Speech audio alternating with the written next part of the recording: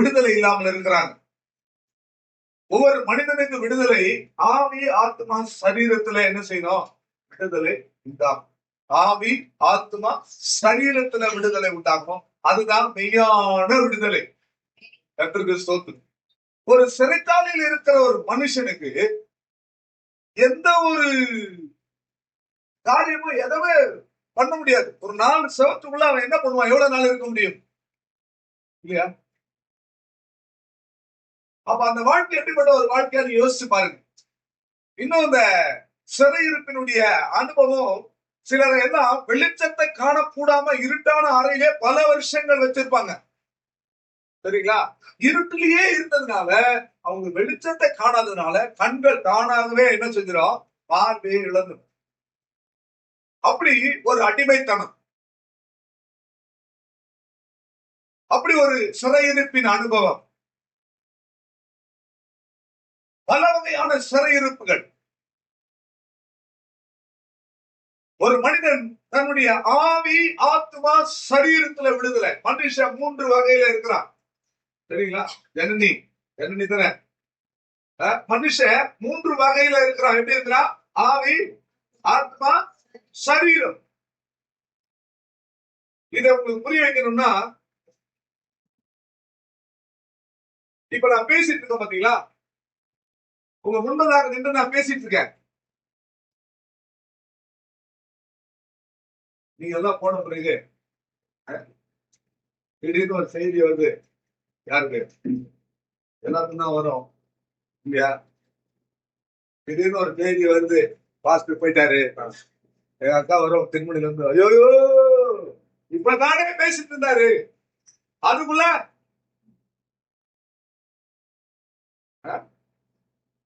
சொல்ல மாட்டீங்களா? இப்பதான் பேசிட்டு இருந்தாரு, அதுக்குள்ள போயிட்டாரு. அனுப்புல அவ்வளவு சத்தம் போயிட்டாரு. வந்து பார்த்தா அந்த சரீரம் அங்கதான் இருக்கும் இல்லையா? என்னுடைய உடல் என்ன செய்யும்? அங்கதான் இருக்கும். ஒய்ஃப் அழுவாங்க, போயிட்டீங்களே. ஒரு சிலர் அழுவாங்க, போனாரே போதும். இப்ப அங்கதான் அவர் இருப்பாரு. யாரு போனவரு அங்கதான் இருப்பாரு. ஆனா அழுகுங்கெல்லாம் எப்படி அழுவாங்க? போயிட்டீங்களே. அங்கதான் படுக்க வச்சிருப்பாங்க இல்லையா? போயிட்டீங்களேன்னு யாரு சொல்றாங்க? இந்த படுத்து தானே இருக்காரு. உள்ள இருந்த மனுஷன் என்ன செஞ்சுட்டான்? போயிட்டான். உள்ளான மனுஷன் என்ன செஞ்சுட்டான்? போயிட்டா. இப்ப நான் பேசிட்டு இருக்கிறேன், என் சரீரம் உங்களுக்கு முன்பதாக நிற்கிறது. உள்ளான ஒரு மனிதன் இருக்கிறான், ஆவி மனிதன், அத ஆத்ம மனிதன். அவன் தான் இப்ப பேசுறான். புரியுதுங்களா? உள்ளுக்குள்ள ஒரு மனுஷன் இருக்கிறான். அவன் தான் போன பிறகு, சரீரத்தை விட்டு போன பிறகு போயிட்டானே. எங்க அண்ணன் போயிட்டானே, எங்க வீட்டுக்காரர் போயிட்டானே, எங்க ஒய்ஃப் போயிட்டாங்களே, எங்க அப்பா போயிட்டாங்களே, எங்க தாத்தா போயிட்டாங்களே, இன்னும் போனவங்களே நினைச்சு போயிட்டாங்களேன்னு. அப்போ சரீரத்தை விட்டு ஒருத்தன் போயிடுறான். அல்லேலூயா. அப்போ உள்ள இருக்கிற மனுஷன் அவன் தான் ஆத்தும மனுஷன். வெளியே இருக்கிறவன் சரீர மனுஷன். 2 புரிஞ்சுச்சீங்களா? வெளியே இருக்கிற இந்த சரீரம், உடம்பு, மண்ணு, சரீரம். பேசிட்டு இருக்கிற உள்ளான மனுஷன், ஆத்தும மனுஷன். இது 2த்துக்கும் பாலமா தருப்பா ஜீவன், உயிர், ஆத்துமா, அதாவது ஆவி. அந்த உயிர் என்று சொல்ற அந்த ஸ்பிரிட், உள்ள இழுத்து ஆக்சிஜனை உள்ள இழுத்து வெளியே விட்டுட்டு இருக்கிறானே அந்த ஸ்பிரிட். இது 3 என்ன ஆகும் தெரியுங்களா? ஆவி தன்னை தந்த தேவனிடத்திற்கு திரும்பும். யாருடைய ஆவியானாலும் சரி, உயிர், இந்த உயிர், இந்த ஜீவன், அது எங்க இருந்து வந்ததோ அங்க என்ன செய்யும்? போயிடும். அத உலகத்தார் சொல்றாங்க, சிவலோக பதவி அடைந்தது, வைகுந்த பதவி அடைந்தது, சிவபாதம் அடைந்தது, இயற்கை எதிரான சொல்றாங்க. இந்த உயிர் போகும்போது அது எங்க இருந்து வந்ததோ என்ன செய்யும்? ஆவி தன்னை தந்த தேவனிடத்திற்கு. சரீரம் என்ன செய்யும்? எங்க இருந்து வந்ததோ, சரீரம் மண்ணில் இருந்து வந்தது, அது மண்ணில் போயிடும். ஆனா பேசிட்டு இருக்கிற இந்த ஆத்மா மனுஷனுக்கு தான் பரலோகமா நரகமா, எந்த இடத்துல எந்த செக்ஷன்ல போய் சேர போறான்றத நியாயத்திற்காக காத்திருப்போம். 3 காரியம் தான் மனுஷனுக்கு. 7 ஜென்மம் சொல்றாங்க, அதெல்லாம் கிடையாது. புனர் ஜென்மம்னு சொல்றாங்க, அதெல்லாம் கிடையாது. பைபிள் சொல்லுது, மனிதன் ஒரே தரம் பிறப்பதும் பின்பு மதிப்பதும் அவன் நியாயத்திற்கு அடைவதும் அவனுக்கு நியமிக்கப்படும். சரிங்களா? இப்ப இந்த மனுஷனுக்கு விடுதலை தேவை. எங்க தெரியுமா? முதல்ல ஆத்மாவிலிருந்து விடுதலை தேவை. ஆத்மாவில எந்த பகுதியில விடுதலை தேவை அப்படின்னு சொன்னா, ஆத்மாவை அஃபெக்ட் பண்ற ஒரு விஷயம் என்னன்னா பாவம், சின். பாவத்திலிருந்து ஆத்மாவுக்கு என்ன தேவை? விடுதலை தேவை. சரிங்களா? சரீரத்துக்கு எதுல இருந்து விடுதலை தேவை? சொல்லுங்க. வியாதியிலிருந்து விடுதலை தேவை. ஆவிக்கு எதுல இருந்து விடுதலை தேவை? ஆவிக்கு பயத்திலிருந்து ஒரு விடுதலை தேவை. நாளைக்கு என்ன நடக்கும்? ராத்திரி என்ன நடக்கும்? என்ன ஆகும்? என்ன ஆகும்? குடும்பம் என்ன ஆகும்? மனைவி என்ன ஆகும்? பிள்ளைகள் என்ன ஆகும்? பிசினஸ் என்ன ஆகும்? இப்படியே நம்முடைய ஆவியில ஒரு போராட்டம் இருக்கும் பாருங்க. அதுல நிலையில்லாத ஒரு வாழ்க்கை. என்ன ஆகும்? என்ன ஆகும்? என்ன ஆகும்? அப்படின்னு நம்ம அம்பலாய் கொண்டிருக்கிறோமே, அதுல இருந்து ஒரு விடுதலை தேவை. இந்த விடுதலை எப்படி கிடைக்கும் தெரியுங்களா? சிலரை பாத்தீங்கன்னா ஆத்மா பரிசுத்தமா இருக்கும், ஆத்மாவில விடுதலை அடைஞ்சிருப்பாங்க, ஆனா சரீரத்துல விடுதலை இல்லாம இருப்பாங்க. நல்லா ஆத்மாவிலனா பரிசுத்தம் வந்து பாவ மன்னிப்பு நிச்சயத்தை பெற்று ஞானஸ்தானம் பெற்று கிறிஸ்துக்குள்ள நல்லா வாஞ்சையா சந்தோஷமா இருப்பாங்க. ஆனா சரீரத்துல என்ன இருக்காது? அவங்களுக்கு விடுதலை இருக்காது. எப்ப போனாலும் கை யாரு இது? சொல்லுங்க, யார் சொல்றாங்க? அவ சரீரத்துல என்ன இல்ல? சிலருக்கு ஆத்மாவிலே விடுதலை இருக்காது, சரீரத்திலயும் விடுதலை. சிலருக்கு ஆவியில விடுதலை இருக்கும், அவங்க எதுக்கும் பயப்பட மாட்டாங்க. ஆனா அவங்களுக்கு சரீரத்திலயும் அந்த ஆவியில ஒரு விடுதலை இருக்கும், தைரியமா இருப்பாங்க, பாத்துக்கலாம் அப்படின்னு. ஆனா ஆத்மாவில பாவத்தின் வல்லமை இருக்கும், பாவத்துல ஏதாவது பாவத்துல இருப்பாங்க. இது மாதிரி ஒண்ணு மாத்தி ஒண்ணு எதா இருப்பாங்க. எனக்கு விடுதலை எப்படி வரும்னா, நான் என்னோட மெசேஜ் சொல்ல எல்லாருக்கும் இதை சொல்லணும்ன்றதுக்காக சொல்றேன். விடுதலையே தருகிறவர் ஆண்டவராக இயேசு கிறிஸ்து. மூணே வழியில தான் விடுதலை. ஒன்று, குமாரன் உங்களை விடுதலையாக்கினால் கிடையாது. குமாரனாகிய கிறிஸ்து என்ன செய்யணும்ல? இரண்டாவது விடுதலை, சத்தியத்தை அறிவீர்கள், சத்தியம் உங்களை என்ன செய்யும்? சத்தியத்தை அறியணும். இயேசுவின் நாமத்தினால விடுதலை பிசாசுகளை துரத்தும் போது, இன்னைக்கு கூட பாலகத்துல ஒரு சகோதரி ஜெபம் பண்ணும்போது அசுத்தாதி வந்து அலைக்கடிச்சது, இயேசுவின் நாமத்துல போன போயிடுச்சு. ஆனா திரும்பி வராதுன்னு நினைக்கிறீங்களா? திரும்ப வரும். அப்ப அது நிரந்தரமான விடுதலை எப்போ? சத்தியத்தை அறியும் பொழுது. சத்தியத்தை, அதனாலதான் இங்க சபையில ரொம்ப ஸ்ட்ராங் டாக்டரினா கொடுக்குறோம். ரொம்ப ஆழமான சத்தியத்தை எது கொடுக்குறோம்? விடுதலையோட. சந்தோஷப்படுறதெல்லாம் சாட்சி சொல்லணும். அவருக்கா விடுதலை, பெரிய விடுதலை. அவருக்கு வந்து பாவத்தில் இருக்கிற குடியோ வெளியோ மற்றபடி உலக பிரகாரம் அந்த மாதிரி கிடையாது. ஆனாலும் அவர் ஆத்மாவில விடுதலை இல்லாம இருந்தாரு. அல்லேலூயா. இங்க வந்து அவர் ஜெர்மனி பேய் ஆடல, பிசாசு ஆடல, ஒன்னும் ஆடல. ஆனா ஒரு நாள் சாட்சி சொல்றாரு, நான் ரொம்ப பயங்கரமானவன். இங்க வந்து இந்த வார்த்தையை கேட்டு கேட்டு கேட்டுதான் எனக்கு ஒரு மனமாதல் உண்டாச்சு. நம்ம சத்தியத்தை அறியும் பொழுது அந்த சத்திய மெய்யான விடுதலை என்ன செய்யும்? ஒன்று, குமாரனாகிய கிறிஸ்துவங்களை என்ன செய்யணும்? விடுதலையாகும். இரண்டாவது, சத்தியத்தை அறிந்து அந்த சத்தியம் உங்களை என்ன செய்யணும்? விடுதலையாகும். மூன்றாவது, கர்த்தரே ஆவியானவர். கர்த்தருடைய ஆவி எங்கேயோ. அல்லேலூயா, அல்லேலூயா, அல்லேலூயா. ஆகவே பிரியமானவர்களே, இந்த விடுதலையை இந்த மூன்று நிலையில என்னுடைய ஆவியிலே, என்னுடைய ஆத்மாவிலே, என்னுடைய சரீரத்திலே விடுதலை வேண்டும். அந்த விடுதலையே குமாரனாகிய கிறிஸ்து விடுதலை தருவார். சத்தியத்தை அறிம்போது எனக்கு விடுதலை வரும். மூன்றாவது, கர்த்தருடைய ஆவியானவர் எங்கேயாங்க ஒரு எப்படி இந்த பிசாசு போச்சுன்னா, கர்த்தரே ஆவியானவர். கர்த்தருடைய ஆவி எங்கேயோ அங்க விடுதலை உண்டு. வந்து ஒரு ஷெட்டை போட்டு இருக்கிறோம், இது உள்ள எந்த வசதி இல்ல, பேன் கூட இல்ல, 2 பேன் எப்படியாச்சும் வாங்கி மாட்டணும் பார்த்தா அப்படின்னு முடியல. இவ்வளவு கஷ்டத்துக்கு மத்தியில் ஆனா எங்க நடுவில எங்க தேவன் ஆவியானவர் சர்வ வல்லவராய் எங்களோடு கூட இருக்கிறார். அல்லேலூயா. அதனால எங்க வருங்கள் கட்டுகளோடு வருங்களை கர்த்தர் விடுவித்துக் கொண்டே இருக்கிறார் அப்படின்னு சொல்லி அவர் பேசின பிரியமானவர்கள் அவங்க போயிட்டாங்க. ஆனா பெரிய விஷயம் என்னன்னா, ஒரு 4-5 வருஷம் கட்டி அந்த சபையில இருந்து திரும்ப நம்ம சபைக்கு வந்தாங்க. அல்லேலூயா. கர்த்தருக்கு சொல்றோம். நான் அப்ப எதுவும் சொல்ல, இங்க இருந்து போனாலும் நான் எதுவும் சொல்றது இல்ல. அங்க இருந்து வந்தாலும் இப்போ சத்தியத்தை அறிய அறிய நிறைய விஷயங்களை நான் பாத்துட்டேங்க. சபையானது கிறிஸ்துவின் சரீரம். நீ இங்க வந்தாலும் நீ பரலோகம் போனோம், அங்க போனாலும் எங்க போனாலும் சபை கிறிஸ்துவின் சரீரம். நீ போகிற சபை கிறிஸ்துவின் சரீரமா இருந்தா நீ நித்தியத்துக்கு போயிருந்தான். அவ்வளவுதான். அவன் சொல்ல மாட்டீங்களா? ஆண் என்றும் இல்லை, பெண் என்றும் இல்லை, யூதன் என்றும் இல்லை, கிரேக்கன் என்றும் இல்லை, தம்மை தொழுது யாவரும் கர்த்தர் ஐஸ்வர்ய அவ்வளவுதாங்க. கர்த்தராகிய இயேசு கிறிஸ்துவின் இருதயத்துல விசுவாசித்து குமார் பிரதர் கவனிக்கணும். புரியுதுங்களா? நம்முடைய இருதயத்துல விசுவாசித்து வாயினாலே அறிக்கை செய்தால் நம்ம சத்தியத்துக்கு நேரம் வருவோம். ஒரு 20 நிமிஷம் ஒரு ஆழமான சத்தியத்துக்குள்ள உங்களை கொண்டு போறேன். நீங்க அந்த கவனித்து நீங்க கேட்டீங்க, ரொம்ப ஆச்சரியப்படுவீங்க. பிரியமானவர்கள், எல்லாருக்கும் தெரிந்த ஒரு வேத பகுதி தான் யோவான் எழுதின சுவிசேஷம் 11ஆம் அதிகாரம் 43வது வசனம். சொன்ன பின்பு லாசருவே வெளியே வா என்று உரத்த சத்தமாய் கூப்பிட்டார். அப்பொழுது மரித்தவன் வெளியே வந்தான். அவன் கால்களும் கைகளும் வேத சீலைகளினால் கட்டப்பட்டிருந்தது. அவன் முகமும் சீலையால் சுற்றப்பட்டிருந்தது. இயேசு அவர்களை நோக்கி, இவனை கட்டவிழ்த்து விடுங்கள். அல்லேலூயா! எவ்வளவு ஒரு வல்லமையான ஒரு வார்த்தை பாத்தீங்களா? இயேசு சொல்றாரு, இவனை கட்டவிழ்த்து. அல்லேலூயா! நான் பிரசங்கம் பண்ணும்போது அநேகரை பார்ப்பேன், யாருக்குள்ளலாம் அந்த ஆவி மண்டல போராட்டம் இருக்கிறத பார்ப்பேன். கவனி, சத்தியத்தை நன்றாய் கவனி. லாசரு மரித்து போனான்னு உங்களுக்கு தெரியும்.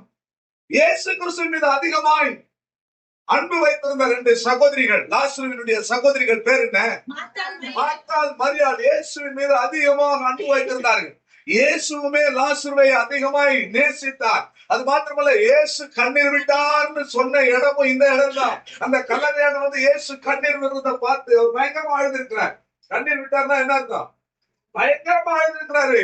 அதை பார்த்தவங்க எல்லாம் பாருங்க, இவ்வளோ அன்பு வச்சிருக்கிறார் இவரு, இவ்வளோ அன்பு வச்சிருக்கிறாரு அப்படின்னு சொல்லி ஆச்சரியப்பட்டாங்க. அப்படின்னா தெய்வத்துடைய அன்பை பாருங்க.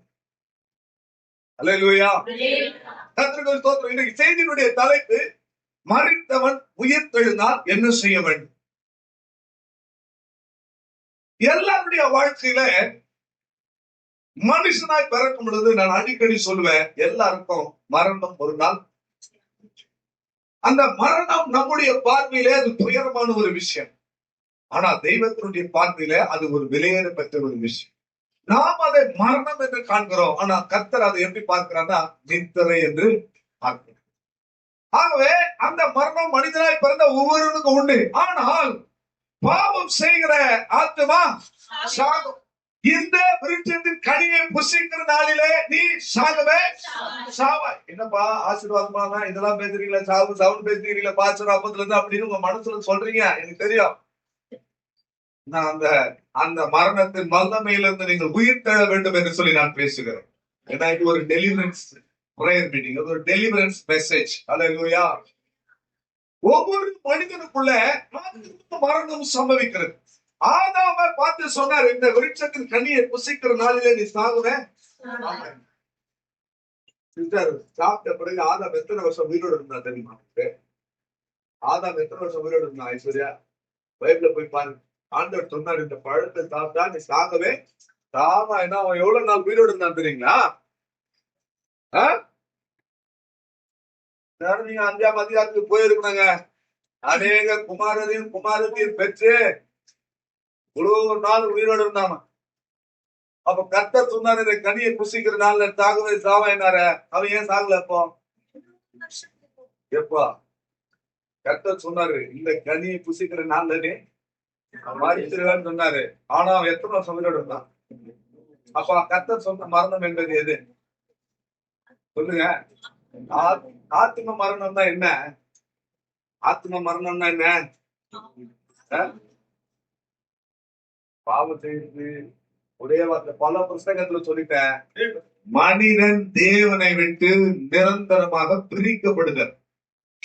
மனுஷன் தேவனை விட்டே கவனிக்கணும், நிரந்தரமா பிரிக்கப்படுதல். கர்த்தருக்கு ஸ்தோத்திரம்.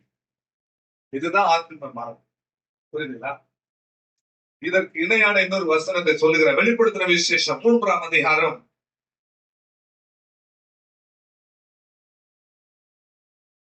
முதல் 2 வசனத்தை வாசிங்க.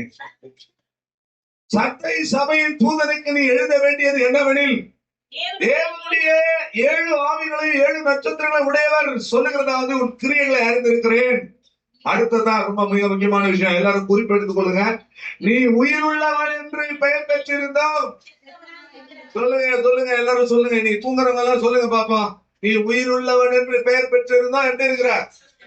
பக்கத்துல இருக்கிறவங்க பார்த்து சொல்லுங்க. உயிர் இருக்கு, உயிர் இருக்கு. ஆனா என்ன பேரு? அது என்ன சொல்லலாம்? சொல்லுங்க, ஆண்டவர் சொல்லுங்க. உயிர் இருக்குங்க. வேதம் சொல்லுது நீ உயிர் உள்ளவன் என்று பெயர் பெற்றோம் செத்தவனா இருக்கிறாய். அடுத்த வசனம் என்ன சொல்லுது தெரியுமா? நீ விழித்திருந்த அந்த கடைசி பகுதியை பாருங்க. நீ சாவுக்கு எதுவானவைகளை சிறப்படுத்து. அந்த 2வது வசனத்தை வாசிங்க. நீ விழித்துக் கொண்டு சாவுக்கு ஏதுவா இருக்கிறவைகளை சிறப்படுத்து. பொறுங்க. என்ன சொல்றாங்க? என்ன சொல்றது வேதம்? நீ உயிர் உள்ளவன், சந்தை சமயம் பார்த்து உயிர் உள்ளவன் என்று பெயர் பெற்றோம் செத்தவனாக நீ விழித்துக் கொண்டு இப்ப என்ன பண்ண? சாவுக்கு ஏதுவானவைகளை ஸ்திரப்படுத்த. புரியுதுங்களா? ஹலோ மேடம், நீங்க விழித்துக் கொண்டு என்ன செய்யணும்? சாவுக்கு ஏதுவானவைகளை ஸ்திரப்படுத்தணும். புரியுதுங்களா? அப்படின்னா என்ன? உயிர் இருக்கு, இன்னும் உயிர் எதுவும் இல்லை, போகல. சும்மா இருக்கிறாரு, உயிர் போகல, இன்னும் கொஞ்சம் இருக்கு. ஆனா உயிர் உள்ளவன் என்று பெயர் பெற்றிருந்தோம். உயிர் உள்ளவன் என்று பெயர் பெற்றிருந்தோம். எப்படி இருக்கிறோம்? நம்ம ஒண்ணுமே செய்ய முடியல. இதெல்லாம் பாருங்க, பிரெயின் டெத் ஆயிடும். ஆனா ஹார்ட் என்ன செய்யும்? ஃபங்க்ஷன் ஆகிட்டே இருக்கும், ஹார்ட் துடிக்கிட்டே இருக்கும். எவ்வளவு காலம் துடிங்க, என்ன பண்ணலாம் தெரியாது இல்லையா? உயிர் இருக்கு, ஆனா கோமால இருக்க, ஒண்ணுமே செய்ய முடியாது. அது மாதிரி ஒரு சபையை பார்த்து ஆண்டவர் சொல்றாரு. சர்தை சபையை பார்த்து சொல்றாங்கன்னா மனுஷனை பார்த்து சொல்றாரு, உங்களை பார்த்து சொல்றாரு, என்ன பார்த்து சொல்றாரு? நீ உயிரோடு இருக்கிற பெயர் பெற்றிருந்தோம், என்ன எப்படி இருக்கிற? உங்களுடைய ஆக்டிவிட்டி எல்லாம் அப்படிதான் இருக்கு. ஒண்ணுமே செய்ய மாட்டேங்கிற, ஒண்ணுமே செய்ய மாட்டேங்கிற. என்ன பண்ற? ஏதாவது ஒண்ணு செய்ய முடியுதா உங்களால? ஆண்டவருக்காக ஏதாவது செய்ய முடியுதா? இல்ல குடும்பத்துக்காக ஏதாவது செய்ய முடியுதா? பின்னாடி ஒரு ஆள் செஞ்சு என்னதான் சொல்றாரு போட்டு பாஸ்ட் சொல்லிட்டு யாரா இருக்கு நினைக்கிறீங்க? யாரெல்லாம் எதுவுமே செய்யாம இருக்கிறாங்களோ அவங்க எல்லாம் யார் தான்? கோமால இருக்குது. எல்லாம் ஒண்ணுமே செய்ய பாருங்க. எழுந்திருக்கவும் முடியாது, நிற்கவும் முடியாது, உட்காரவும் முடியாது, உட்கார்ந்தா எழுந்திருக்க முடியாது. எங்கெல்லாம் போன வாரத்துல படுத்த படிக்காயிட்டோம். ஆனா 4 நாள்ல எழுந்திரிச்சு வந்து நின்று இப்ப என்ன செஞ்சுட்டு இருக்கிறோம்? பேசிட்டு இருக்கிறோம். பிரியமானதுல பலவீனம் பலவீனம். சிலர்லாம் பாருங்க, எல்லாமே எதை சொன்னாலும் பலவீனம் தான். கொஞ்சம் சொல்றான், நான் ராஜாவாய் அபிஷேகம் பண்ணப்பட்டிருந்தேன், இன்னும் எப்படி இருக்கிறேன்? ராஜாவா இருக்கிறாரு, ஆனா அவர் சொல்ற வார்த்தை பாரு. கர்த்தருக்காக ஏதாவது ஒண்ணு செய்ய முடியுதா? ஒரு ஆளுக்கு சுவிசேஷம் சொல்ல முடியுதா? ஒரு ஆளை ரட்சிப்புக்குள்ள வழிநடத்த முடியுதா? அப்படியே இருக்கும். சிலர் சொல்றாங்க, வெந்ததை சாப்பிட்டோம், விதி வந்தா போதான்னு இருக்கிற பாஸ்டர், ஏன் எங்களை போட்டு தொல்லை பண்ணிருக்கீங்க? வேதம் சொல்லுது நீ உயிர் உள்ளவன் என்று பெயர் பெற்றிருந்தோம், நீ செத்தவனா இருக்கிறாய். நீ விழித்துக் கொண்டே சாவுக்கு ஏதுவானவர்களை என்ன செய்வேப்பா? சிறப்படுத்தணும். எல்லாரும் அந்த ஸ்டேஜில தான் இருக்கும். எல்லாருக்குள்ள ஒரு ஆவிக்குரிய மரணம் சம்பவித்துக் கொண்டே இருக்கிறது. ஆண்டவரை விட்டு தூரமாய் போய்கொண்டே இருக்கிறார். அவங்க இன்னைக்கு என்ன செய்யணும்? அந்த ஜீவன் உயிர் போறதுக்கு உயிர் திரும்ப என்ன செய்யணும்? நமக்குள்ள வரணும். உயிர் போற கண்டிஷன்ல இருக்குது. அந்த உயிர் திரும்ப என்ன செய்யணும்? வரணும். அப்படி பைபிள்ல 2-3 பேர், நிறைய பேர் இருக்கிறாங்க. அவ்வளவு சொன்னா உங்களுக்கு டைம் பத்தாது. நான் 10 பாயிண்ட் சொன்னோம். உயிர் போற நேரத்துல அந்த உயிரை எப்படி நம்ம சாவுக்கு ஏதுவானவர்களை எப்படி ஸ்திரப்படுத்த முடியும்? ஆவிக்குரிய ஜீவன் எப்படிக்குள்ள நமக்கு வரணும்? கிறிஸ்துவை உடையவன் ஜீவனை உடையவன் என்று வேதம் சொல்லுகிறது.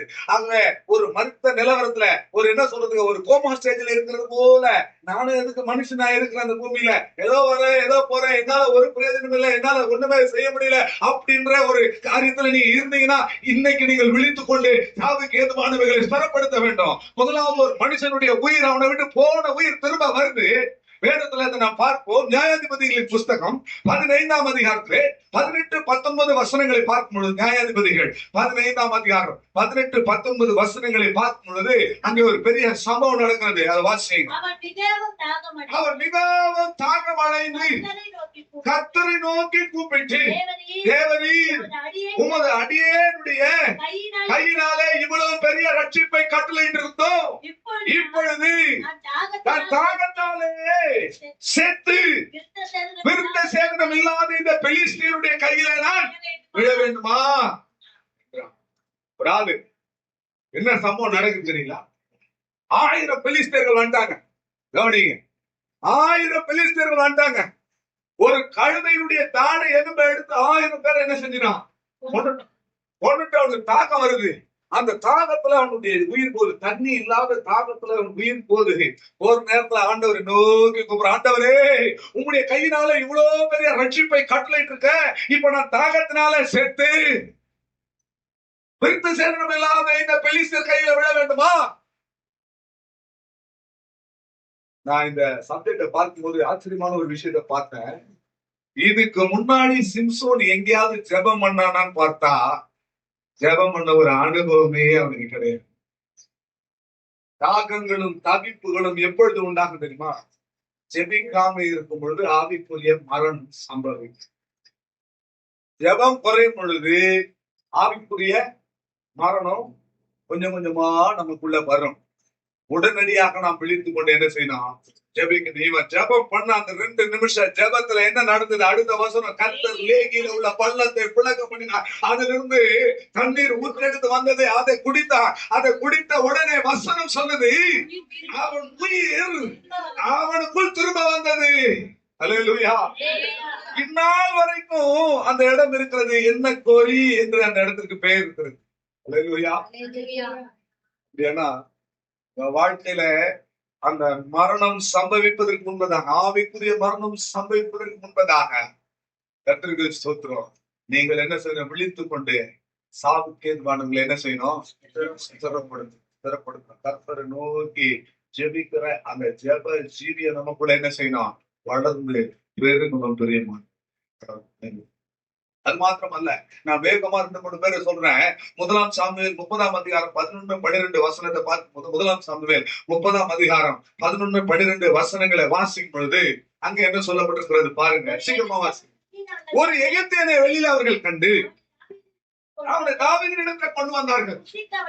புசிக்க அவனுக்கு அப்பமும் குடிக்க தண்ணீரும் கொடுத்து, அத்திப்பழ அலையின் ஒரு துண்டையும் மற்றலான 2 திராட்சை குலைகளையும் அவனுக்கு கொடுத்தார்கள். அதை அவன் சாப்பிட்ட போது அவனுடைய உயிர் திரும்ப அவனுக்குள் வந்தது. மெசேஜ் என்ன? உயிர் வந்த உடனே என்ன செய்யணும்? உயிர் போறதுக்கு முன்னாடி உயிரை எப்படியாவது என்ன செய்யணும்? ஸ்திரப்படுத்தணும், வரவழைக்கணும். அங்க ஒருத்தருடைய உயிர் திரும்ப வந்தது. இங்க ஒரு எகிப்திய அடிமை, அவனை வனாந்தரத்துல போட்டு போயிட்டாங்க.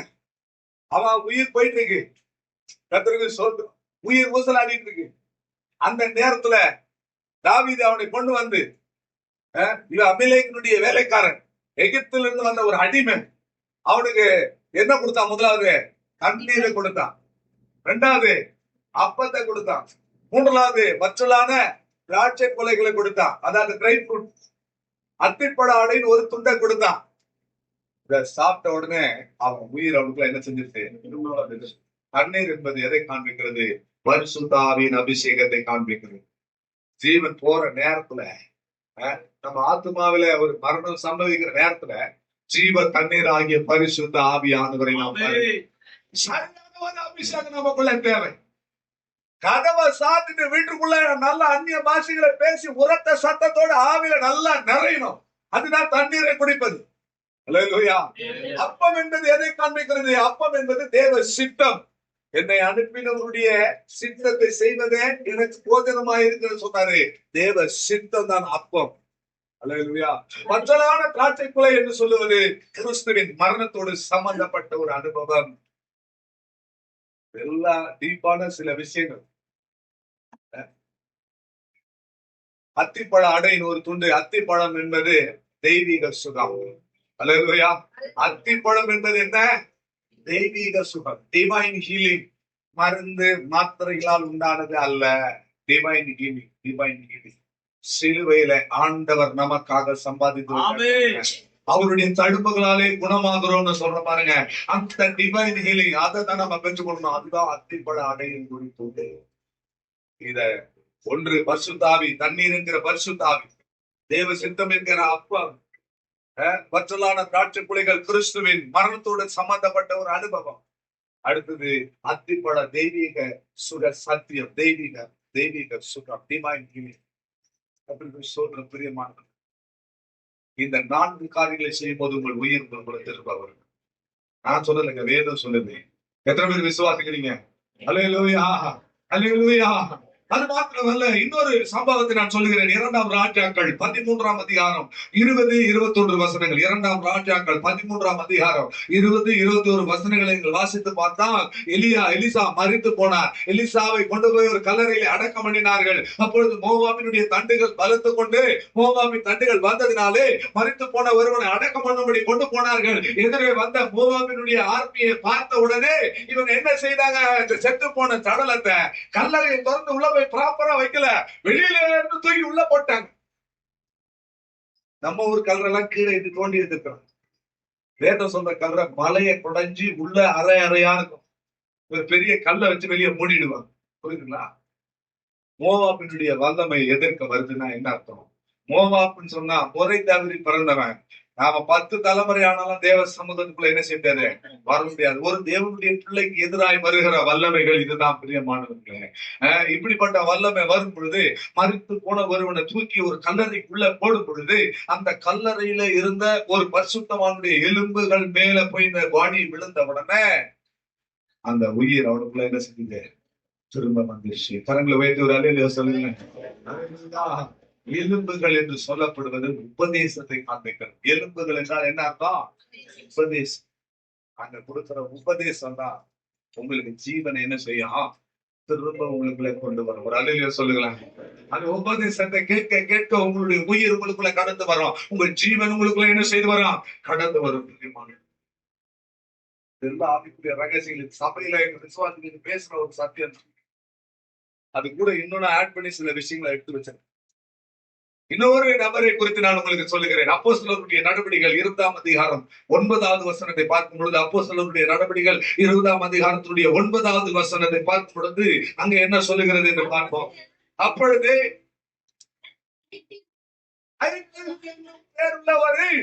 வாலிபன் எங்க உட்கார்ந்தாரு? ஜன்னல்ல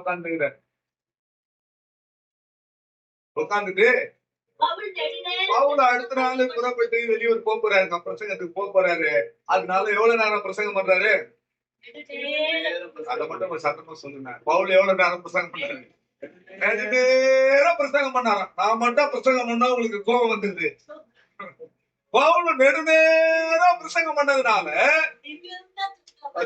நான் பிரசங்கம் பண்ண வந்தா சிலருக்கு தூக்கம் வருது. அது என்ன அர்த்தம்? அது சொல்லுங்க.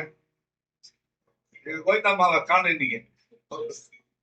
அன்பு புத்தகம் பண்ணா ஒரே சந்தோஷம், முகத்துல ஒரே குறிப்பு, ஒரே வாயில பல்ல இல்லைனாலும் அழகா சிரிக்கிறாங்க, உட்காந்து கையை தட்டாங்க. நான் பிரசங்கம் பண்ணா மட்டும் எங்கன்னு தான் அந்த தூக்கம் வரும்னு தெரியல. நாம தான் நினைச்சுவேன், பவுல் பிரசங்கம் பண்ணும் போதே இந்த தூக்கம் அவங்களுக்கு வந்துருச்சு இல்லையா? நான் மாத்திரம் பவுல் ஒருவேளை சில நேரத்துல நினைப்பேன், ஏன் பிரசங்கத்தை கேட்டு யாராவது தூங்கினாங்கன்னா நான் என்ன நினைச்சுக்கிறேன், அவர் பவுல போல இருக்கிறேன் தூங்குறாங்க இல்ல. பவுல் அடுத்த நாள் என்ன செய்யறாரு? வெளியூர் பிரயாணமா போறாரு. அதனால தனக்கு வெளிப்படுத்தப்பட்ட ரகசியங்கள் எல்லாம் பேசுறாரு. பேசுனா ஒருத்தர் ஜன்னல்ல உட்காந்துக்கிறாரு.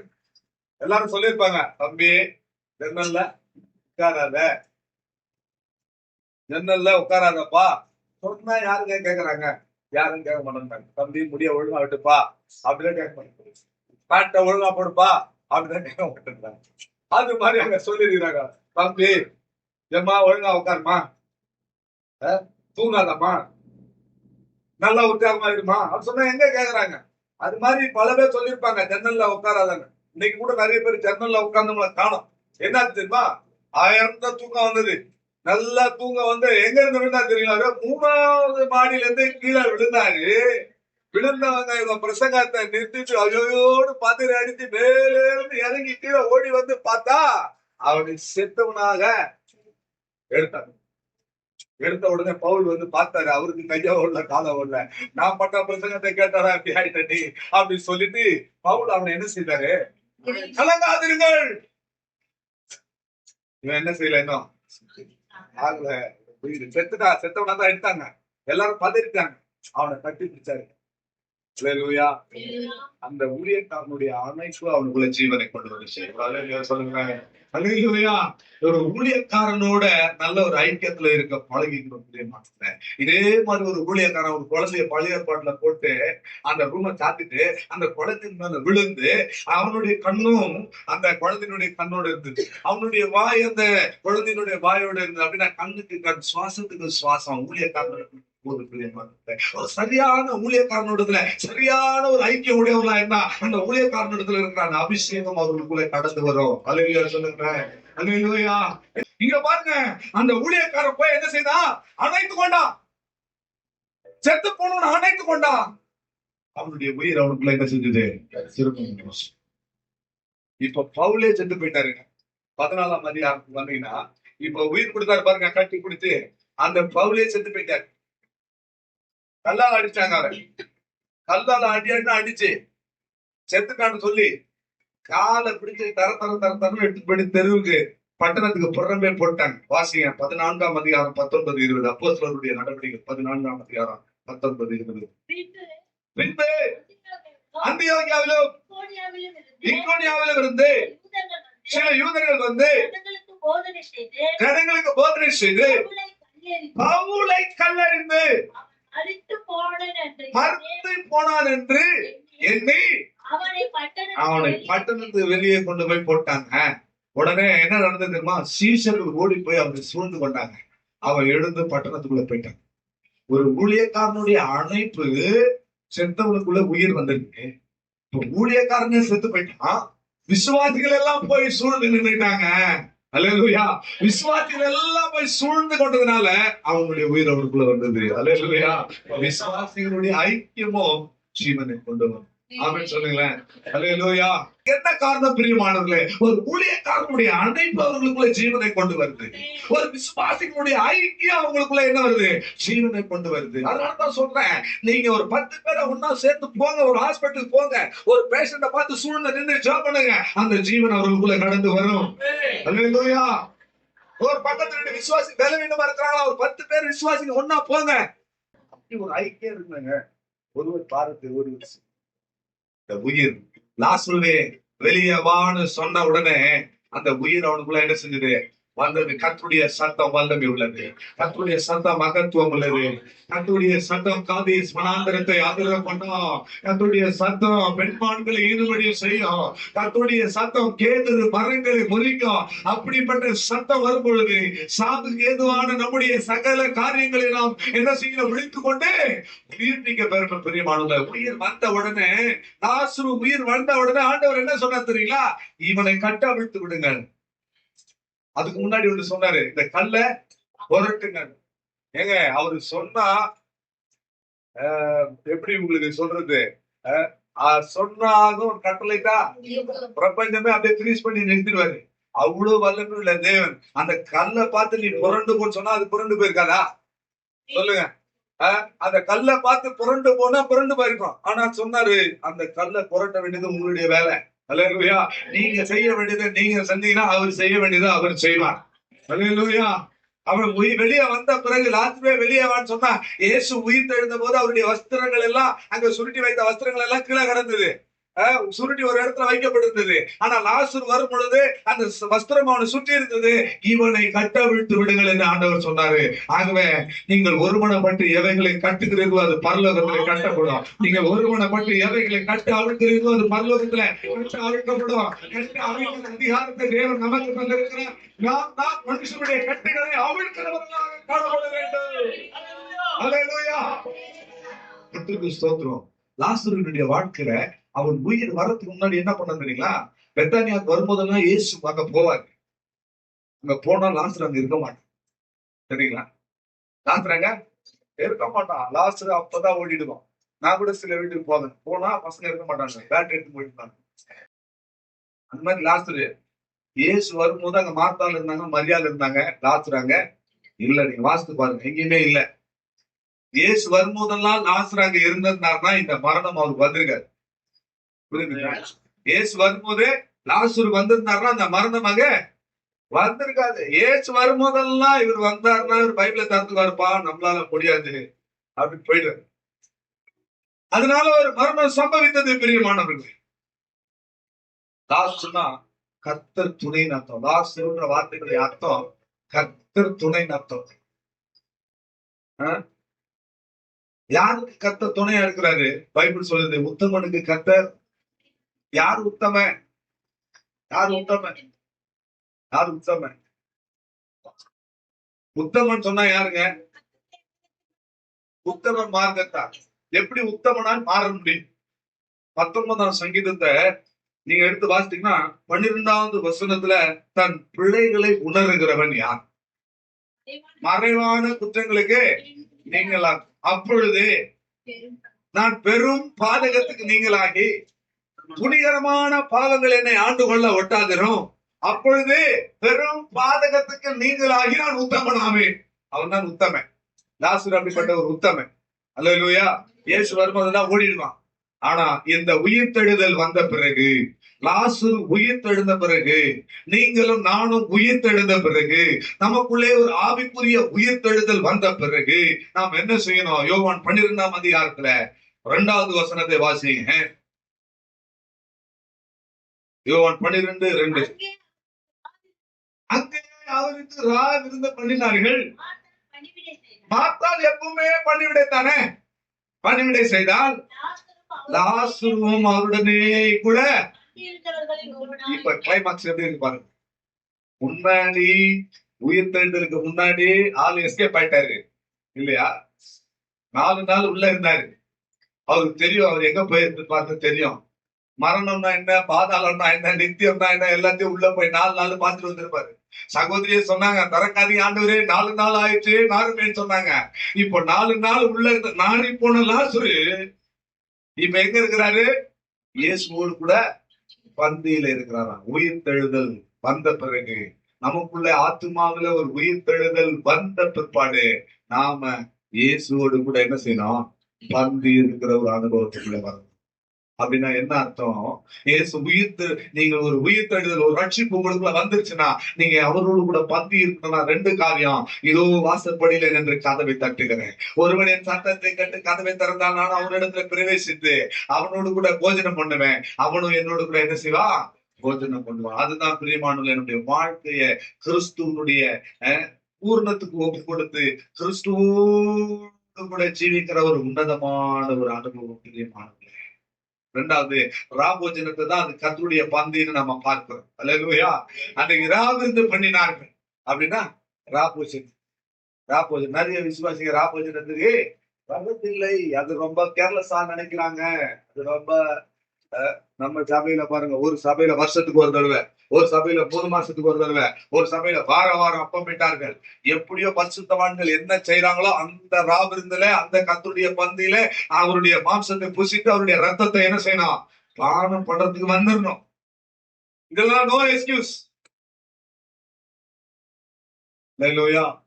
எந்த ஆனாலும் பரவாயில்ல, நடக்கவே முடியல, படுத்த படிக்காட்டனா நீ போன போட்டு பாஸ்டர் என்னால வர முடியல, நீங்க வந்து எனக்கு கொடுத்துட்டு போன்னு சொன்னா 100% நாங்க வந்து கொடுப்போம். அல்லேலூயா. வர முடியாத சூழ்நிலையில நாங்க வந்து கொடுப்போம். ஆனா உயிர்த்தெழுதல் நடந்த பிற்பாடு, உயிர்த்தெழுதல் நடப்பதற்கு முன்பதாக அவன் மரித்து போனான். அவன் கல்லறையில இருந்தான். அது வரைக்கும் இயேசு வந்த போது ஓடிடுவான், இயேசுவோடு கூட இருக்க மாட்டான். இப்ப அவனுக்கு ஒரு உயிர்த்தெழுதல் சம்பவித்தது. இயேசுவோடு கூட என்ன செஞ்சிருக்கிறாங்க? கம்யூனியன்ல உட்கார்ந்து இருக்கிறாங்க, பந்தியில உட்கார்ந்து. இந்த ஒரு உன்னத அனுபவத்துக்குள்ள நாம் கடந்து வர வேண்டும். அல்லேலூயா சொல்லுங்களேன். அல்லேலூயா. இன்னும் ஒரு நபர் உயிர்த்தெழுந்தாரு. உயிர்த்தெழுந்த உடனே அவர் என்ன செஞ்சாரு? மார்க் 5ஆம் அதிகாரம் 35வது வசனம். மார்க் 5ஆம் அதிகாரம் 35வது வசனம்.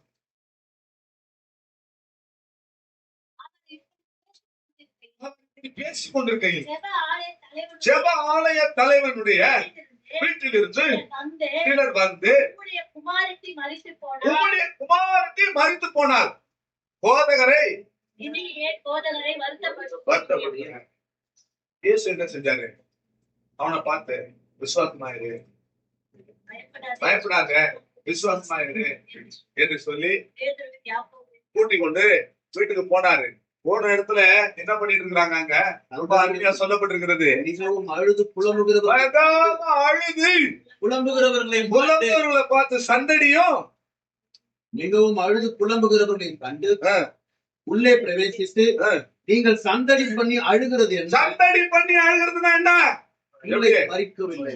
சந்தடி பண்ணி அழுகிறது என்னங்க? தொண்டைகளே சாரு அப்படியா? வயிற்றுல வாயில அடிச்சு ஐயோ ஐயோ ஐயோ வாயில அடிச்சு அழுகுறாங்க எல்லாரும். அதை பார்த்துட்டு ஏன் அவள் சாகுல வெற்றியா இருக்கிறான்னா யாருனா அவன் பைத்தியகாரத்தை கொண்டு வந்துருக்கிறான் அப்படிதான் சொல்றாங்க. யாருனா அவன் பைத்தியகாரனை கொண்டு வந்துக்கிறான், குழந்தை செத்து போச்சு. எல்லாரையும் அனுப்பிச்சுட்டு இயேசு கிறிஸ்து உள்ள போய் அந்த மறுத்து போன அந்த பெண்ணை பார்த்து அவர் கையை பிடிச்சு ஒரு அந்நிய பாஷை பேசினார். தலித்தா பூமியினர், அது அந்நிய பாஷை நான் சொல்லுவேன். தலித்தா பூமி அப்படின்னார். இயேசு ரெண்டு அந்நிய பாஷை பேசினார். சரிங்களா? ஏன்னா அங்க இருக்கிற யாருக்கும் அது புரியல. எலோஹி எலோஹி லாமா சகப்தானி பாருங்க, அப்பவும் அங்க இருந்து உங்களுக்கு புரியல. அதனால நான் என்னுடைய கணக்குப்படி ரெண்டு இடத்துல ஒரு அந்நிய பாஷை பேச்சார். நம்மளால பல பேசிட்டு இருக்கோம், யாருக்கும் புரியல, அவ்வளோ பரவாயில்ல, நான் பேசிட்டு தான் இருப்பேன். புதியதுக்கு புரிஞ்சா போதும். அல்லேலூயா சொல்ல மாட்டீங்களா? நீங்க எல்லாம் மௌனமா இருக்கிறத பார்த்தா முத்திருங்கன்னு சொல்றீங்களா இல்ல ஆழ்ந்து தியானிக்கிறீங்களான்னு எனக்கு தெரியல. என்ன எக்ஸ்பிரஷனே தெரியல. அலிதா பூமியா சிறு பெண்ணே எழுந்துரு அப்படின்னாரு. உடனே அவள் எழுந்தா. எழுந்த உடனே உயிர் வந்த உடனே அடுத்த கட்டம் ஏசு என்ன சொன்னார் தெரியுங்களா? சொல்லுங்க. சாப்பிடுறதுக்கு உயிர் வந்துச்சுன்னா உபதேயா நல்லா சாப்பிடணுமா? எப்படி? உயிர் வந்ததுன்னா என்ன செய்யணும்? அவளுக்கு ஆகாரம் கொடுங்கன்னு சொல்றாரு. அல்லேலூயா. நமக்குள்ள கிறிஸ்துவாகிய ஜீவன் வந்திருக்கா? அங்க லாசருக்குள்ள கிறிஸ்துவாகிய ஜீவன் வந்தது. அவரோடு கூட பந்தியில உட்காண்டான், தேவ சமூகத்துல உட்காண்டான், தேவ பிரசன்னத்துல உட்காண்டான். இங்க இந்த பெண்ணை உயிரோட எழுந்த உடனே ஜீவன் கிறிஸ்துவாகிய ஜீவன் உள்ள வந்துருச்சா? வந்த உடனே ஆண்டவர் சொல்றாரு, இவங்களுக்கு ஆகாரம் கொடுங்க. ஆகாரம்னா என்ன ஆகாரம் தெரியுமா? ஸ்தோத்திரம். உயிர் வந்தவங்க 43வது வசனத்துல இவனுக்கு ஆகாரம் கொடுங்கன்னு சொன்னார். அப்படின்னா ரட்சிக்கப்பட்டவங்க, கிறிஸ்துவாகிய ஜீவனை உடையவங்க நல்ல ஆகாரத்தை என்ன செய்யணும்? சாப்பிடு. நல்ல ஆகாரத்தை சாப்பிடு. புரியுதுங்களா? எங்க கஞ்சி கூட கிடைக்க மாட்டேங்குது. நல்ல ஆகாரத்துக்கு என்ன பார்த்தீங்களா? இங்க பைபிள்ல சொல்ற ஆகாரம் என்ன ஆகாரம் தெரியுங்களா? எபிரேயர் 5ஆம் அதிகாரம் 12, 13, 14வது வசனத்தை நீங்க பாருங்க.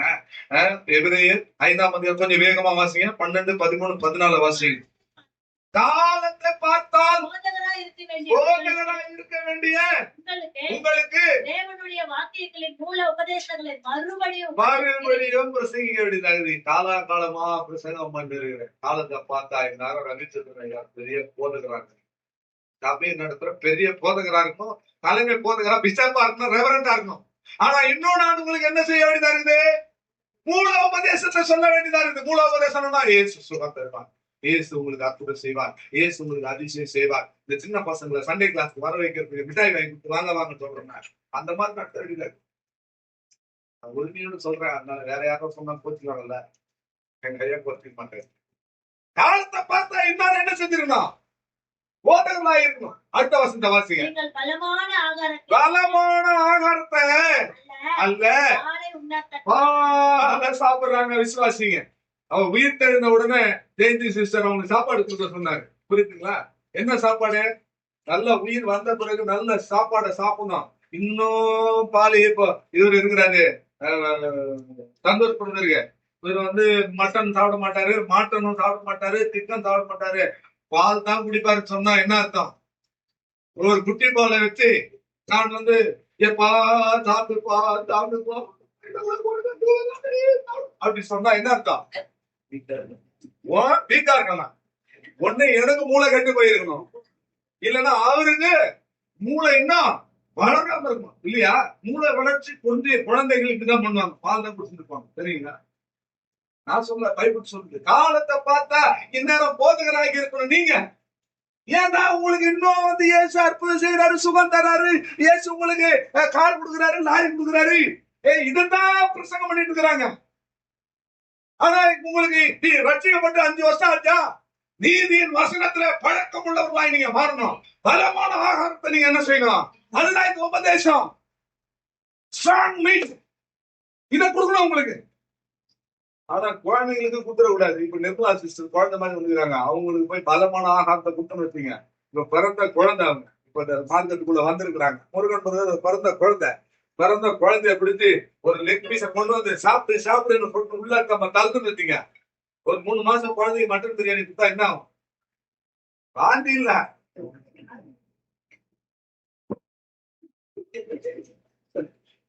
ஸ்தோத்திரம். அல்லேலூயா. உங்களை எல்லாம் அலர்ட்டா வச்சுக்கணும் நான், இல்லையா? முடிஞ்சுதா? குழந்தைங்க இப்படி ஆகாரத்தை உயிர் தெழுந்தவங்க பலமான ஆகாரத்தை என்ன செய்யணும்? வாசிக்க குழந்தையா இருக்கிறான். பழக்கம் இல்லை. பலமான ஆகாரமானது நன்மை தீமை என்னதென்று இதை நீங்க வாசிச்சுட்டே இருந்தீங்கன்னா இன்னும் நான் பேச ஆரம்பிச்சுவேன். இதை முடிக்கணும்னா பலமான ஆகாரத்தை கொடுத்து இன்னைக்கு சபையார் எல்லாருமே, நான் அந்த குற்றடை அன்னைக்கு பார்த்த பிரசங்கம் பண்ண வாலிப பிள்ளைகள் எல்லாம் என்னை ரொம்ப அசந்து போது பண்ணிட்டாங்க. பலமான ஆகாரம், நீதியின் வசனத்துல பழக்கம் அதுதான். நீதியின் வசனத்துல பழக்கம் நமக்கு இருக்கணும். அல்லேலூயா, அல்லேலூயா. உயிர் வந்தா பலமான ஆகாரத்தை என்ன செய்யணும்? சாப்பிடும். பலமான ஆகாரம் என்பது என்ன? நீதியின் வசனத்துல பழக்கம் உள்ளவர்களாய் மாறணும். இன்னும் ஒரு ஆளு கூட நான் சொல்றேன். கர்த்தருக்கு ஸ்தோத்திரம். லூக்கா 7ஆம் அதிகாரம் 15வது வசனம்.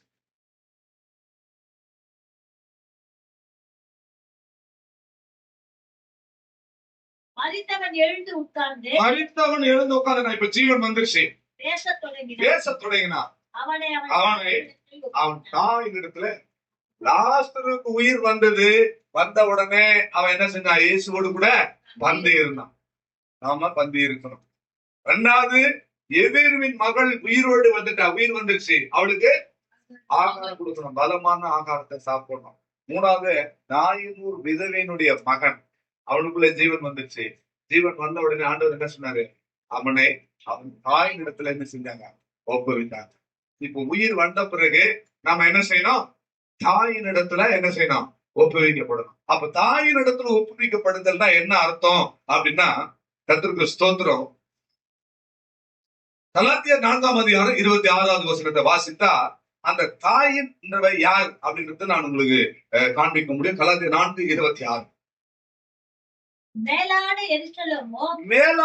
எருசலேமோ சுயாதீனம் உள்ளவள், அவளே நாம் எல்லாருக்கும். இப்ப எருசலேம் நமக்கு தாய் அப்படின்னா, எருசலேம்னா என்ன? எருசலேம் என்ன? போன வாரம் செய்தி கேட்டவங்க சொல்லுங்க. சபைதான் எருசலேம். இந்த சபைதான் தாய். உயிர் வந்துச்சுன்னா நீங்க எங்க வரணும்? சபைக்குள்ள வரணும். இயேசு உயிர் வந்த உடனே அவனை என்ன பண்ணாரு? தாயின் இடத்துல, எருசலேம் ஜீவனுள்ளோருக்கெல்லாம் தாயானவள் சபையில அவன் என்ன செய்தாரு? அதனால்தான் பவுல் சொல்றாரு, நான் தாய் போல தகப்பனை போல உங்களுக்கு புத்தி சொன்னேன். 1 தெசலோனிக்கர் 2:7, 2:12 இதெல்லாம் நீங்கள் வாசித்து பாருங்க பிரியமானவர்களே. 1 கொரிந்தியர் 12:28 இதெல்லாம் நீங்கள் வாசித்து பாருங்க. தாயை போல புத்திமதி சொன்னார்கள், தாயை போல கர்த்தர் அவர்களை ஏற்படுத்தினார் என்றெல்லாம் நாம் அங்கே பார்க்கிறோம் பிரியமானவர்களே. அப்போ ஜீவன் வந்தா நாம என்ன செய்யணும்? தாயாகிய சபையின் இடத்துல என்ன செய்யணும்? ஒப்புவிக்கப்படும். ஒரு சிம்பிளா சொல்லணும்னா எல்லாரும் என்ன சொல்றாங்க? என் தாய் சபைன்னு சொல்றாங்க. அது இதுதான். அல்லேலூயா. உயிர் வந்தா சபையில என்ன செய்யணும்? ஒப்பு கொடுக்கணும். அதனால கல்யாணம் பண்ணி மாப்பிள்ள சபைக்கு வந்த பிறகு இதுதான் உங்க தாய் சபை, புரியுதுங்களா? இதை நினைச்சுன்னா அங்க சிரிக்காதீங்க. தோத்துரும். நிறைய பேரு கல்யாணம் பண்ணி இங்க வந்துட்டாங்க, வந்த பிறகு அங்க தாய் சபை அங்க சொல்லிட்டு இருக்கிறாங்க. அதுவல்ல, இதுதான் உங்க தாய் சபை. அல்லேலூயா. அவனுடைய நாமத்துக்கு மகிமை உண்டாகும். அப்போஸ்தலருடைய நடவடிக்கைகள் 2ஆம் அதிகாரம் 9வது வசனத்தை வாசித்து நாம் நிறைவு செய்வோம். அப்போஸ்தலர் 2:9. அப்பொழுது ஐத்திகு என்னும் பெயர் கொண்ட ஒருவன், அது தமிழ்ல அப்படி மொழிபெயர்த்திருக்கிறாங்க. ஐத்திகு என்னும் பெயர் கொண்ட ஒரு மனுஷன் ஜன்னலில் உட்கார்ந்து தூக்கமடைந்து நித்திரை மயக்கத்தினால் சாய்ந்து 3ஆம் மெத்தையிலிருந்து கீழே விழுந்து மரித்தவனாக எடுக்கப்பட்டான். பவுல் ஓடி போய் அவன் மேல் விழுந்து அவனை அணைத்துக் கொண்டு, கலங்காதிருங்கள், இவன் உயிர் இவனுக்குள் இருக்கிறது என்று சொல்லி பின்பு இறங்கி போய்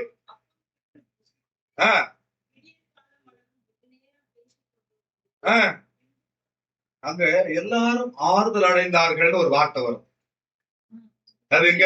வாலிபனை அவர்கள் உயிருள்ளவனாக கூட்டிக் கொண்டு வந்து, அந்த வாலிபனை உயிருள்ளவனாக கூட்டிக் கொண்டு வந்து மிகுந்த ஆறுதல் அடைந்தார்கள். உயிர் வந்த பிறகு உங்களால என்ன உண்டாகணும் சொல்லுங்க. ஐயோ, இவன் போனதாவே இருக்கலாம் சொல்லுங்க, இவன் வந்தாங்க இருக்க கூடாது. உயிர் வந்தா உங்களால என்னால மற்றவங்களுக்கு என்ன உண்டாகணும்? கிறிஸ்துவாகிய ஜீவன் உங்களுக்குள்ள வந்தா நீங்க மற்றவங்களுக்கு எப்படி இருக்கலாம்? ஐயோ, இந்த சிஸ்டர் வராங்க, வந்தாங்களாலே ஒரே பிரச்சனை தான் இங்க அப்படின்ற சூழ்நிலை இருக்க கூடாது. நீங்க வந்தா சமாதானம் பண்ணணும். சமாதானம் பண்ணுகிறவர்கள் பாக்கியவான், அவர்கள் தேவனுடைய பண்ணணும். ஆகவே அவனுக்குள்ள உயிர் வந்தது, அவனால எல்லாரும் என்ன செஞ்சாங்கப்பா? ஆறுதல். உங்களுக்குள்ள உயிர் வந்தா உங்களால எல்லாரும் என்ன செய்யணும்? ஆறுதல். கடைசியா ஒருவருக்கு உயிர் தெழுந்தாரு. உயிர் தெழுந்து போய் காமிச்சாரு, கைய காலையில் வந்து பாருங்க. யாரு? இயேசு உயிர் தெழுந்தார். உயிர் தெழுந்த உடனே என்ன நடந்தது பிரியமானவர்களே? அங்க ஒரு பெரிய சாட்சி உண்டு. அப்போஸ்தலர்களுடைய நடவடிக்கைகள் 1ஆம் அதிகாரம் 3வது வசனத்தை நீங்க வாசித்து பார்த்தா, அவர் உயிர்த்தெழுந்து கலிலேயாவுக்கு போனாரு. கலிலேயாவுக்கு போய் தன்னை எல்லாருக்கும் சாட்சியாக அவர் காண்பித்தாரு. அப்போஸ்தலர் 1:3 சொல்லுது, தெளிவான திருஷ்டாந்தரங்களினாலே தன்னை உயிரோடு இருக்கிறவராக காண்பித்தார். உங்களுக்குள்ள அந்த உயிர்த்தெழுதல் இருந்தா நீங்க போய் என்ன செய்யணும்? எல்லாருக்கும் சாட்சியா உங்களை நீங்க நிறுத்தணும். நீங்க போனா சாட்சியா உங்களை என்ன செய்யணும்? காண்பிக்கணும். நீங்க சாட்சியா என்ன செய்யணும்? பரிசுத்த ஆவி உங்களிடத்தில் வரும்போது நீங்கள் பலன் அடைந்து சாட்சிகளாய் இருப்பீர்கள். சத்தியத்திற்கு சாட்சியா இருக்கும். ஆமா, சாட்சி கேடா ஜீவிக்க கூடாது. சாட்சி உள்ளவர்கள், உயிர் உள்ளவர்கள் எப்படி இருப்பாங்க? சாட்சியாய் தன்னை உலகத்திற்கு காண்பித்தார். எல்லாரும் எழுப்பினீங்க. ஆண்டவரே, உங்களுடைய ஜீவன் எனக்குள்ளே கடந்து வரட்டும், உங்களுடைய உயிர் எனக்குள்ளே கடந்து வரட்டும். அநேக திருஷ்டாந்தரங்களை உங்களுக்கு முன்பதாக நான் சொன்னேன். பிரியமானவர்களே, எல்லாரும் எழுந்து கண்களுடன் மூடி, அந்த உயிர் நம்மளுக்குள்ளே கடந்து வரட்டும். அது கிறிஸ்துவாகிய ஜீவன் உங்களுக்குள்ளே கடந்து வரட்டும். பரிசுத்த ஆவியாகிய உன்னத பலன் உங்களுக்குள்ளே கடந்து வரட்டும். எல்லாரும் எழுந்து நின்று இந்த நாளிலே